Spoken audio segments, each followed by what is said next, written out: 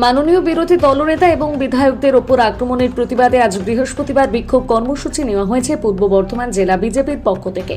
বিভিন্ন জায়গা থেকে কার্যকর্তাদের নিয়ে কর্মসূচি পালিত হলো। বিকেলবেলা টাউন হলের সামনে জমায়েত হওয়ার পর টাউন হলের সামনে একটি প্রতিবাদ সভা অনুষ্ঠিত হলো।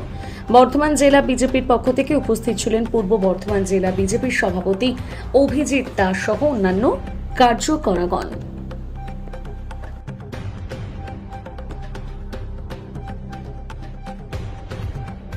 আজকে আমরা পশ্চিমবঙ্গের সমগ্র পশ্চিমবঙ্গবাসী সুরক্ষার দাবিতে, নিরাপত্তার দাবিতে, যেখানে পশ্চিমবঙ্গের বিরোধী দলনেতা এবং বিরোধী দলের 50 জন বিধায়কের নিরাপত্তা নেই, সেখানে বিরোধী দল হিসাবে গোটা পশ্চিমবঙ্গবাসীর নিরাপত্তার দাবিতে আমরা আজকে এখানে আন্দোলন করছি। আমরা পথ অবরোধ করেছি, কিন্তু সাধারণ মানুষের যে যাতায়াতের অসুবিধা, তাদের কথা বিবেচনা করে বর্তমানের প্রাণকেন্দ্রে আমরা এই অবরোধ তুলে নিলাম। আমাদের অবরোধ হয়েছে 15-20 মিনিট হয়েছে। আগামী দিনে আরো বৃহত্তর প্রতিবাদ চলবে। সেই প্রতিবাদ দেখতে পাবে পশ্চিমবঙ্গ সরকার যে কিভাবে ভারতীয় জনতা পার্টি জনগণের স্বার্থে রাস্তায় আছে।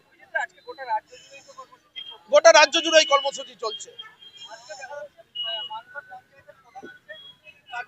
মানকর পঞ্চায়েতের প্রধান তো একটা হিমশৈলের চূড়া মাত্র, এটা আমরা জানতে পেরেছি, চোখে দেখতে পেয়েছি, কিন্তু সারা পশ্চিমবঙ্গে প্রত্যেকটা অফিসে, প্রত্যেকটা জনপ্রতিনিধির, যারা এই তৃণমূল সরকারের জনপ্রতিনিধি আছে, তারা কার্ডমানি, সিন্ডিকেট, তোলাবাজি, মানুষের যত রকম দুষ্কৃতিমূলক কাজ আছে সবের সঙ্গে যুক্ত।